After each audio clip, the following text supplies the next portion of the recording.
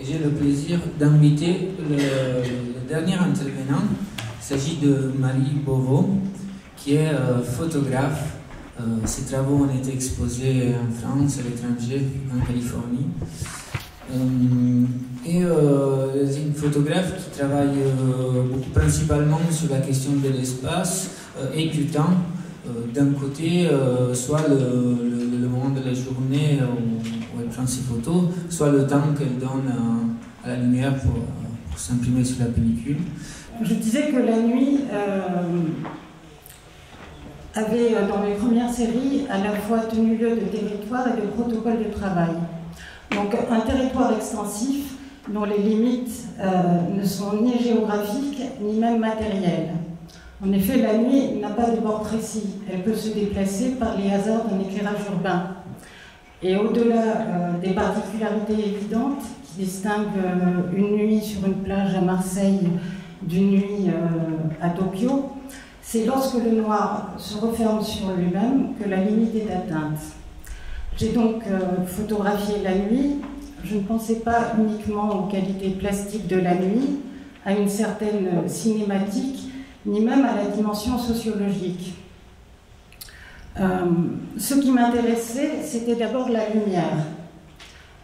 D'ailleurs, sous certaines conditions, la lumière n'est pas le contraire de la nuit, elle en est une émanation.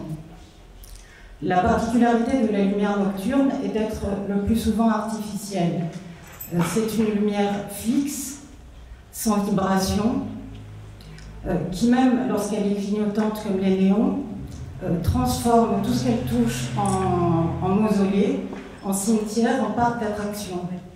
Cette lumière artificielle, c'est une irradiation froide qui brûle, qui troue la nuit. Mes premières séries étaient entièrement centrées sur ce luminisme-là, un luminisme de métal, de pierres précieuses. Et cela rejoignait le processus même de l'image photographique, mais de l'image filmique également. À savoir que c'était la lumière qui était donnée à voir, qui était l'image, et en même temps c'était la lumière qui rendait l'image possible. Donc ça c'est une plage c'est la Pointe Rouge. On va y arriver. Donc Pointe Rouge, et comme il y a beaucoup de Marseillais, je pense, dans cette assemblée, la précédente, c'est chez Dédé.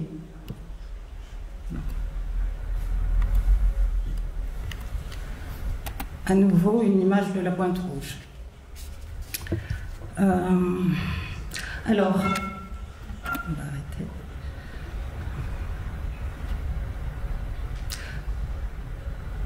Alors, donc à cette lumière qui était d'abord exclusivement artificielle, d'autres lumières se sont adjointes. Des lumières qu'on peut qualifier de naturelles, par exemple le clair de lune, mais aussi toutes les lumières du crépuscule, de l'aube et du crépuscule. Alors, on sait que l'aube et le crépuscule, ce sont les moments des peurs ataviques qui accompagnent la naissance ou la fin ou la disparition de la journée. Mais aussi, et ce qui m'intéressait fondamentalement dans mes recherches, c'était le fait que ces lumières, elles engendraient une différence radicale de temporalité. Comme je l'ai dit tout à l'heure, la lumière artificielle, c'est une lumière fixe. C'est un fait sur lequel j'insiste, donc, qui va produire aussi un isolement, qui confine la nature même de l'espace. Elle produit un espace, et cet espace, c'est un espace confiné, mais c'est un espace aussi qui est sans temporalité, sans durée, qui est coupé à la fois du passé et du futur. Et même, au fond, il perd sa qualité de présence, il perd son présent. Donc, à l'inverse, la lumière naturelle, c'est une lumière qui est vivante, c'est une lumière qui implique des temporalités précises, contingentes, c'est une lumière qui est faite d'accidents, mais qui se réfère toujours aussi à des cycles qui sont plus vastes. Du point de vue de la surface sensible, celle du paysage, celle de l'architecture, celle de la pellicule argentique, les deux lumières, elles agissent de manière très distincte. La première, la lumière artificielle, c'est une lumière qui brûle, qui troue, tandis que la seconde lumière, c'est une lumière qui nappe, qui enrobe. Et pour en revenir à la question de la temporalité, ce mélange de lumière et ce mélange de lumière, de mon point de vue, finalement, c'est un des éléments qui constitue la particularité du paysage contemporain. Parce que ce mélange, finalement, imbrique des temps qui vont coexister à des degrés divers et qui, cependant, ne sont pas synchrones. Donc, des sortes de translumination de l'espace. Alors, donc, en photographiant la nuit, je ne sais pas toujours ce que je vais voir dans la photographie réalisée. Car si je choisis un point de vue, si je détermine un cadrage, qui souvent réitère la notion même de cadre, je sais aussi que la lumière est instable, qu'elle est l'élément qui perturbe, qu'elle ne participe pas de la même équation que le cadre, par exemple. Donc la lumière fait apparaître et disparaître. Elle n'est ni constante ni homogène. Elle renvoie, reflète, elle crée des accidents, elle éblouit, elle obscurcit. Elle établit également des constats de manière très concrète. Alors je vais vous faire voir, on reviendra sur ces images-là.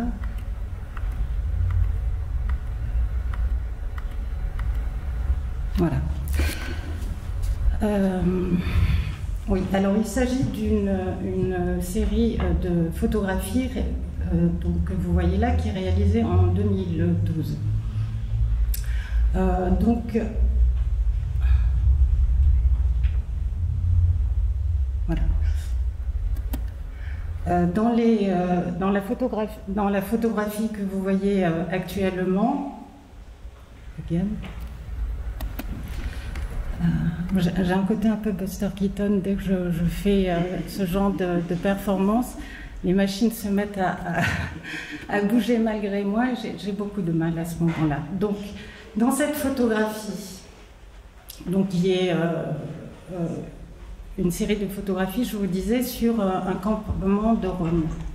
Ce campement de Rome, il était à Marseille, donc on voit dans ces images finalement que la lumière, elle va jouer un rôle extrêmement important, mais ce rôle important, c'est aussi elle va jouer une action d'une manière très concrète.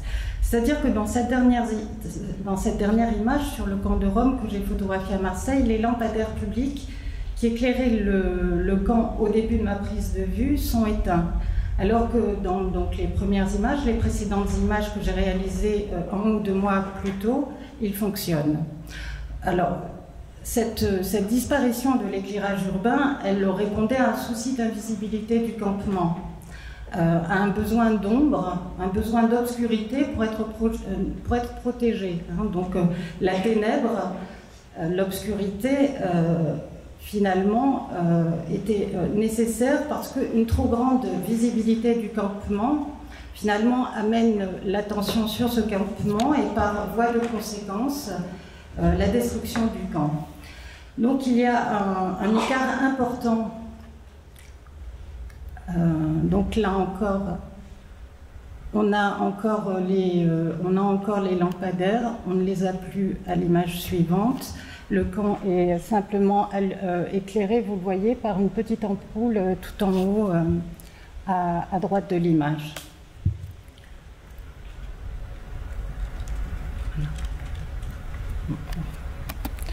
Donc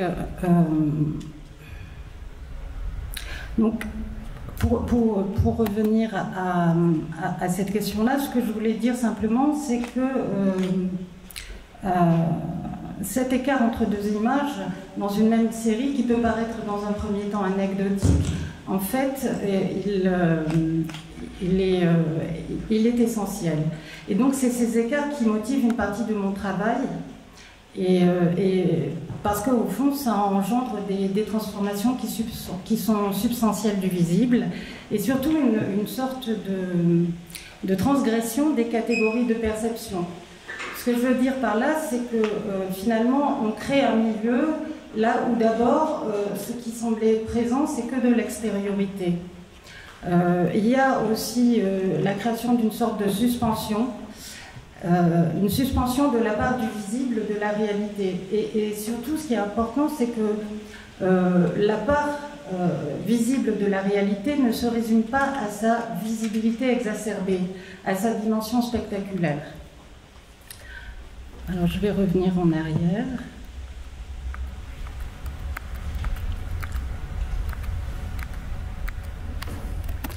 Donc, l'architecture désigne dans les séries Babelouk et cour intérieure des espaces qui me sont familiers. Des toits-terrasses au Caire. Donc, ces espaces, ce sont des espaces intermédiaires, des intercesseurs entre les différentes dimensions de la ville. Donc, les toits-terrasses au Caire, et puis les cours intérieures à Marseille. Alors, concernant les toits-terrasses au Caire, ces toits-terrasses, ils ne coïncident pas avec l'habitat traditionnel. Des immeubles de construction récente sont pareillement investis. Ils ne se limitent pas non plus au seul quartier arabe de la ville, ils s'étendent à perte de vue, à l'infini, dans cette très très grande ville. Donc il est impossible de circuler longtemps d'un toit-terrasse à l'autre.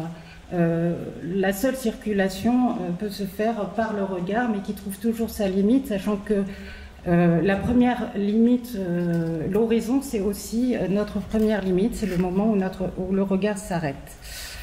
Alors, donc, il est également difficile de trouver un usage précis à ces toits-terrasses. Certains sont des cimetières d'objets, d'autres s'apparentent à des bidonvilles, d'autres encore à des jardins suspendus.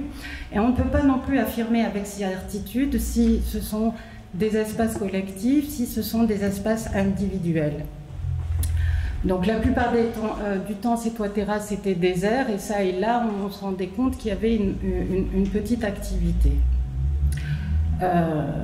Ce qui a motivé aussi ce travail, c'est que,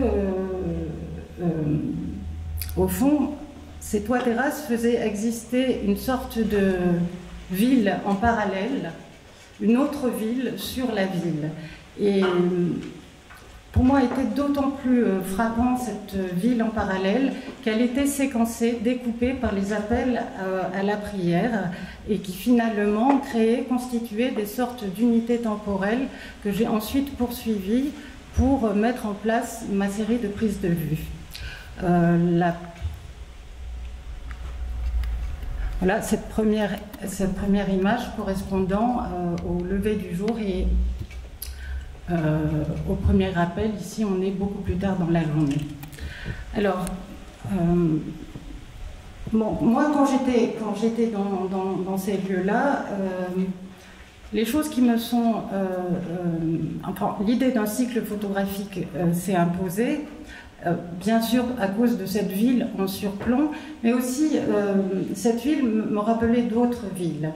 Alors la première à laquelle je pensais, c'était aux fresques des effets du bon et du mauvais gouvernement dans la ville de Sienne.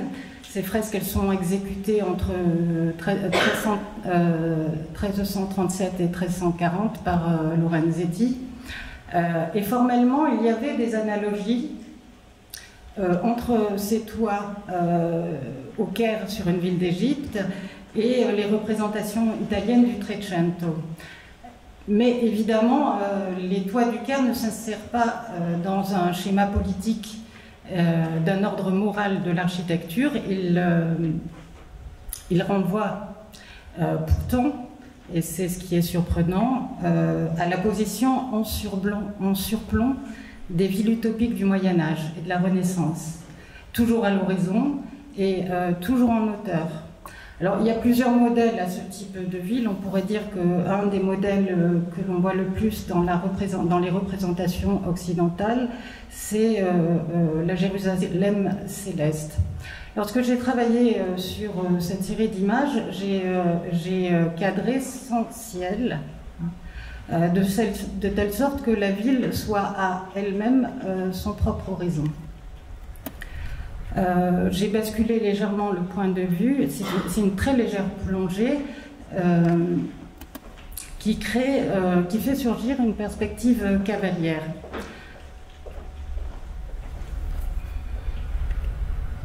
Alors, Cour intérieure, c'est une série postérieure, et là encore, c'est un espace intermédiaire entre la rue et la maison, et l'appartement. Donc c'est à Marseille, quai de la Joliette, dans la zone portuaire des départs pour l'Algérie. Les photographies ont été réalisées entre la fin 2008 et le début 2010, en un cycle complet, au jour le jour. Alors on parlait de saison précédemment, justement, en revenant, en essayant de faire le tour de la totalité des saisons aussi. Donc j'ai fréquenté ces cours avant de faire les photographies, et le premier geste qui était une sorte de réflexe physique lorsque j'entrais dans ces cours, c'était de lever le regard vers le ciel. Hein. Il y a un enserrement tellement fort de l'architecture, l'effet d'un puits, le sentiment d'être au fond d'un puits, qui fait que ce geste était un geste de réflexe immédiat. Donc, quand j'ai commencé à les photographier, j'ai reproduit ce premier geste, c'est-à-dire que j'ai orienté l'objectif vers le haut, vers le ciel. J'ai cadré l'ensemble depuis les premiers étages jusqu'au toit, jusqu'au ciel. Et en particulier, j'ai cadré le réseau des cordes qui, par un système de poulies, relie les façades entre elles. Quand j'étais étudiante, j'ai vu à Strasbourg, à la cathédrale de Strasbourg, le pilier des anges et des sculptures qui sont réalisées très en hauteur, de telle sorte que, d'une certaine manière, elles échappent au regard parce qu'elles se déploient très en hauteur. Et en fait, je me questionnais sur finalement qu'est-ce que c'est qu'une architecture qui suppose un point de vue au sol. Et parce que d'une certaine manière, moi j'avais le sentiment d'un état de choses un petit peu semblable dans ce qui se passait quelque chose dans cette architecture, peut-être parce qu'elle enserrait le ciel. En tout cas, toujours est-il que cette question du rapport à l'architecture au sol était important quand j'ai mis en place cette série de prises de vue.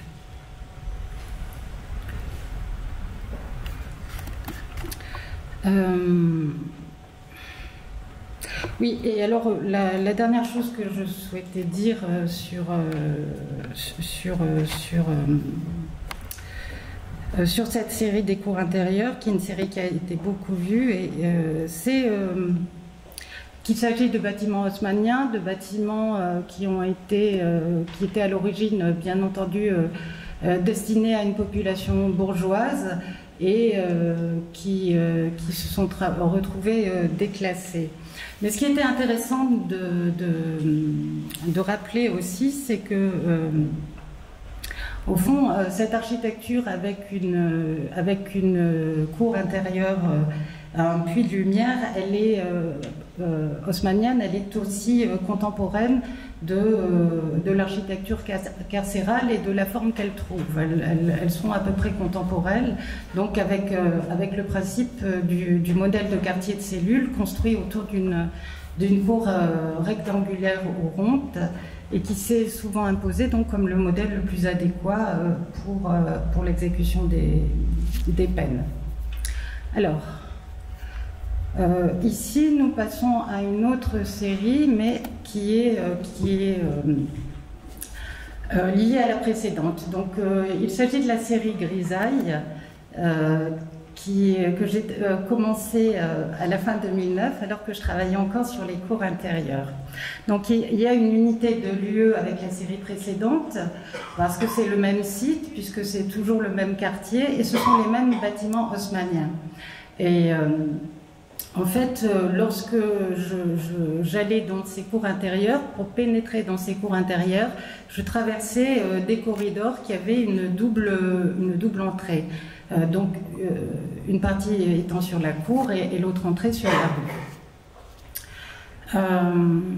Et donc, ces lieux étaient du sol au plafond gris. C'est ce qu'on avait autrefois l'habitude de pratiquer sur les façades des palais et des maisons, une peinture grise, parce qu'elle provenait de l'imitation des statues de marbre et d'autres pierres. Et lorsqu'on pénétrait dans ces cours, on pouvait imaginer que certaines couches de ce gris étaient peut-être des couches d'origine. Ou en tout cas que certaines couches de ce gris finalement correspondaient au projet architectural initial. Alors que d'autres gris, les derniers probablement, bien qu'il était vraiment difficile de juger d'après l'état de leur surface, semblaient de composition récente. La poussière, la saleté des départs de feu s'ajoutaient encore à ces strates de gris. C'est comme cela pour moi que le projet est né, d'une série parallèle. Ces espaces monochromes, ils coïncident étrangement avec la définition des grisailles. Et le projet photographique, il s'est d'emblée construit autour de ce constat. Les grisailles du Moyen-Âge et de la Renaissance, c'était souvent l'envers des panneaux peints et elles servaient à cacher l'excès de vie des couleurs des rétables pendant les périodes du carême. C'est-à-dire qu'on fermait les rétables et à ce moment-là, c'était comme si on passait à des réalités désaturées, comme si la vie se transformait en pierre. Et donc, on était dans un espace parallèle qui, un temps, devenait pierre. Donc, d'une certaine manière aussi, ces grisailles, on pourrait dire qu'avant la lettre, c'était des photographies. Et d'ailleurs, alors que tous ces corridors étaient gris, j'ai décidé de travailler en couleur et non pas en noir et blanc. Je voudrais insister sur la question du gris. Paul Klee disait que le gris, c'est une couleur non localisable et que l'emploi exclusif du gris constitue une tentation logique et une séduction par la pauvreté et par la mort. Alors, ce qui est certain, c'est que le gris est du côté du vieillissement, de la perte, de la dégradation. Il est du côté des trous, des béances, du négatif. Mais il est également le mouvement des petites intensités, de la nuance préférée à la couleur, ou à l'inverse, de la vitesse accélérée. Donc, le gris aussi, dans le jeu de la vitesse accélérée, finalement constitue une couleur qui, en un sens, résume toutes les autres. Alors, vous pouvez voir un petit peu dans le... Non, vous ne pouvez pas. Dans le détail des images, on voit les différentes strates de gris, mais ce qu'on voit également, c'est que, une fois encore, dans Grisaille, cette série de photographies, elle montre des espaces qui sont dégradés de leur projet social initial. Et moi, ce qui m'intéressait aussi, c'est qu'en ce sens, ils échappent à l'architecture comme projet, comme prévision. En fait, les stucs, les frises, les colonnes qui décorent les lieux, elles sont, et là on le voit bien sur cette image, elles sont percées par des câbles électriques, par des tuyaux, par des gaines de toutes sortes. on a ajouté à ce qui existait déjà, en fait, pour parer au plus urgent. Donc, c'est les expédients succédant aux nécessités. Donc, au-delà de l'idée de ruine et au-delà des figures du délabrement, en fait, ce qui a motivé ce travail aussi, c'est que ce sont des lieux hybrides, des lieux qui sont entre le passé, le présent et la mélancolie du futur. En un sens, c'est des lieux de transgression formelle, de transgression spatiale, de transgression identitaire, de transgression temporelle. Et peut-être que c'est aussi pour cette raison que c'est des grisailles, c'est-à-dire des lieux parallèles. Donc dans mes photographies, je le dis rapidement, mais je reprends des lieux familiers, la fenêtre, la cour, la terrasse, la plage, le train. Ces lieux, je les ai photographiés sans qu'ils soient activés par une présence humaine, mais sans pour autant les traiter comme des décors. Ils ont une vie autonome. Et j'ai photographié cette vie lorsque la présence humaine s'absente au profit de sa trace, parce que sous certaines conditions, l'absence a le poids d'une présence et même davantage. Alors, je parlais de traces dans l'image que vous... Ben, c'est parfait, on va s'arrêter là. Je ne serai pas allée très loin, mais ça ira très bien. Alors, dans cette photographie, vous pouvez regarder, je parle de traces. Et en fait, au plafond, vous voyez les impacts des ballons de foot des enfants qui jouent dans la cour et dans ces corridors. Bien entendu, il y a un panneau avec inscrit « Interdit de jouer au ballon ». Alors, je vais terminer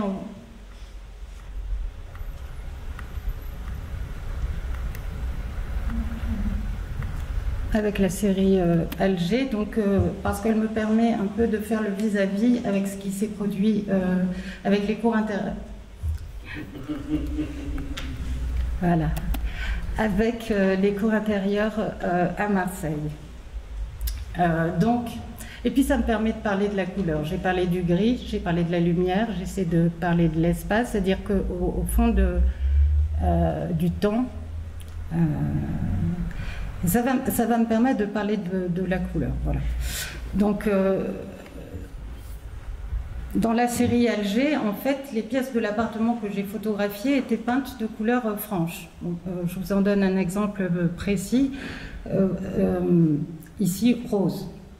Donc, j'ai presque systématiquement photographié ces lieux en allumant leur lumière. C'est-à-dire que dans mes photographies, je ne rajoute jamais de lumière. J'utilise toujours la lumière qui est donnée par le lieu. Donc ici, c'est le lustre, le plafonnier et bon, parfois des lampes, mais enfin toujours ce qui est présent dans l'espace, dans le lieu. Donc au contact de la lumière artificielle, qui est une lumière chaude et jaune, l'espace se métamorphosait, les couleurs s'électrisaient, absorber la lumière, déborder de l'objet architectural. Et ce qui se produit à l'intérieur avait lieu également à l'extérieur.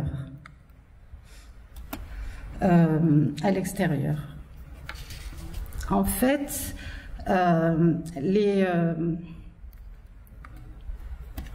façades, lorsque la nuit arrive, les façades extérieures, elles vont devenir bleues. C'est l'arrivée de la nuit et elles affirment, avec l'arrivée de la nuit, dans un premier temps, affirme un état d'abandon, puis le caractère clos. Et ensuite, avec cette émergence de la lumière électrique, on va commencer à se rendre compte que ce qui semblait vide, ce qui semblait abandonné, est en fait occupé. Et le premier signe de cette occupation, indépendamment du linge, c'est aussi la lumière qui va filtrer par les fenêtres, la lumière électrique. Oui, alors, moi... À Marseille ou à Alger, ce qui était très frappant pour moi, c'est la question de l'espace clos, de l'appartement clos, de la circulation du regard. Donc j'insistais sur le fait que ces appartements semblaient déserts parce qu'aucune vie ne semblait en sourdre, mais aussi parce que volets, fenêtres, rideaux sont tirés de telle sorte qu'il n'y a pas de possibilité pour le regard d'y pénétrer. Donc dans le vis-à-vis que le cadrage met en jeu entre l'espace intérieur à partir duquel je photographie et l'espace extérieur, en fait, finalement, c'est juste la nuit qui permet véritablement aussi de circuler différemment dans l'espace. Et cette clôture de l'espace intime, elle est véritablement, on la voit constamment dans l'espace méditerranéen.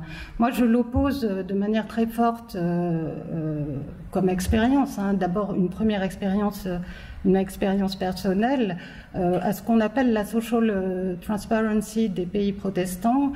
Et je fais toujours référence à ça parce que je pense que pour moi ça a été un choc véritable en termes de manière de vivre et d'espace qui était, par exemple, le meilleur exemple c'est Amsterdam, de très grandes baies vitrées, pas de volets, pas de rideaux, et donc moi, je me souviens me baladant dans la rue et j'étais gênée parce que j'étais happée évidemment par tout ce qui se passait à l'intérieur de ces fenêtres et finalement cette idée au fond que rien n'est à cacher, que tout est donné à voir, ce qui est tout à fait l'opposé